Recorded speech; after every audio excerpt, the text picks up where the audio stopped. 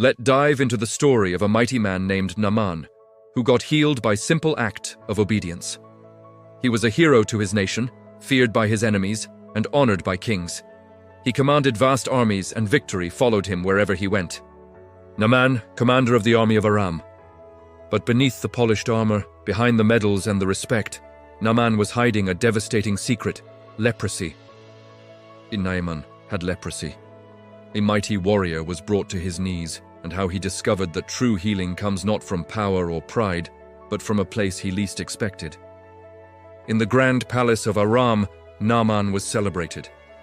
The king himself valued him greatly, for through Naaman the Lord had granted victory to his nation. Yet every single day, the commander faced a private battle. Leprosy, a disease that ravaged the body and isolated the soul, was slowly consuming him. His strength was useless against it. His status meant nothing to it. He was a powerful man, completely powerless. Hope often comes from the most unlikely sources. In Naaman's household, there was a young servant girl taken captive from Israel during a raid. Far from her home, she could have been bitter, but instead, she saw her master's suffering with compassion. One day, she spoke to her mistress, Naaman's wife. "If only my master would see the prophet who is in Samaria, he would cure him of his leprosy." This small voice, a whisper of faith from a captive child, was the spark that would change everything. God often uses the humble to guide the proud. Naaman, desperate for a cure, took the girl's words to heart.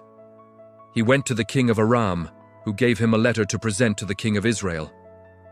Believing that a miracle could be bought, Naaman packed a fortune: 10 talents of silver, 6,000 shekels of gold, and 10 sets of fine clothing. He set off with his horses and chariots, a grand procession fit for a commander. But when he arrived, his display of wealth and power caused chaos. The king of Israel read the letter and tore his robes in panic, thinking it was a trap. "Am I God?" he cried. "Can I kill and bring back to life? Why does this man send someone to me to be cured of his leprosy?" He saw an impossible demand, not an opportunity for faith. News of the king's distress reached Elisha, the man of God. He sent a message back to the king: "Why have you torn your robes? Have the man come to me, and he will know that there is a prophet in Israel." So Naaman, with all his horses and chariots, arrived and stood at the door of Elisha's humble home. He was a great commander, expecting a grand reception, a dramatic healing ceremony, perhaps a powerful incantation. But Elisha didn't even come out to greet him. Instead, he sent a messenger with a simple, almost insulting instruction: "Go, wash yourself 7 times in the Jordan River, and your flesh will be restored and you will be cleansed." Naaman was furious. His pride was deeply wounded. He had traveled all this way, with all his wealth and status, only to be told to dip in a muddy river. "I thought that he would surely come out to me," he raged, "and stand and call on the name of the Lord his God, wave his hand over the spot, and cure me of my leprosy. Are not the rivers of Damascus, the Abana and the Pharpar, better than all the waters of Israel? Couldn't I wash in them and be cleansed?" He turned and went away in a rage. His plan had been rejected. His expectations were shattered. The cure was simple, but his pride made it seem impossible. This is a moment we all face, when God's way doesn't match our way. Will we trust his simple instruction, or will we walk away in anger? As Naaman was about to leave, his own servants approached him. They were wiser than their master in that moment. One of them said, "My father, if the prophet had told you to do some great thing, would you not have done it? How much more then when he simply tells you, 'Wash and be cleansed'?" Their words cut through his anger and pride. He stopped. He considered their logic. Sometimes, the most profound wisdom comes from those who serve us. Their gentle challenge was the turning point. Naaman realized that his pride was the only thing standing between him and his healing.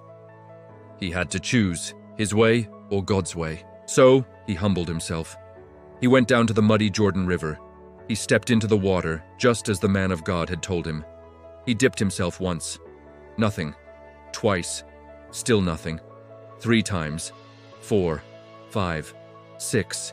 Each time was an act of obedience, a surrender of his pride. Then he dipped himself a 7th time. When he rose from the water, the miracle had happened. His skin was completely restored. The Bible says his flesh became like that of a young boy. He was clean, he was healed. The disease that no army could fight, no wealth could buy, was gone in an instant of simple, humble obedience. Naaman returned to Elisha, but this time he was a different man. He wasn't the proud commander who arrived in a rage. He was a grateful, humbled believer. He stood before the prophet and declared, "Now I know that there is no God in all the world except in Israel."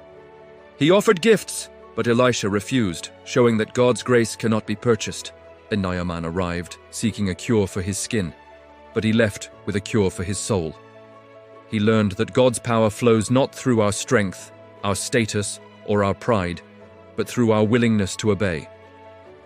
This story asks us a powerful question. Are we willing to let go of our own expectations and simply trust God, even when His instructions seem too simple or beneath us?